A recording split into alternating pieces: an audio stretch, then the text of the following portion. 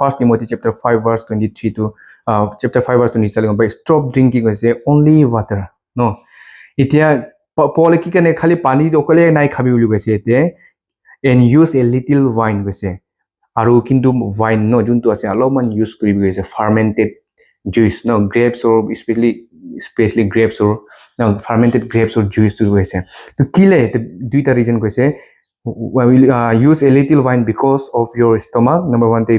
tumar pet karne and number 2 te your frequent illness no to mane ekdom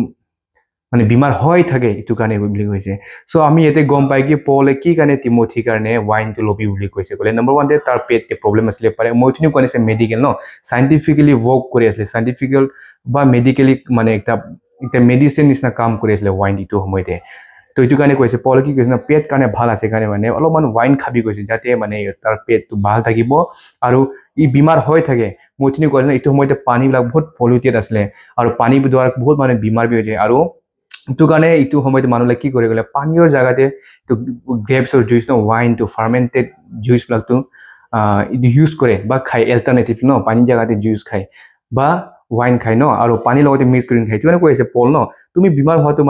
মানে Bible এতে কোৱা নাই কিন্তু মানে তিমোথি বিমার হলে কি কানে কি লেকলে ই একটা চার্চ লিডার আছে আৰু ওয়াইন খালে মানুহে জাজ কৰিব পাৰে এৰি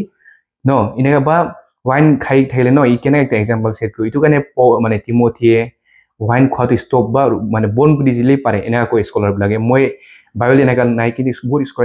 স্কলার এনেকা কৈছে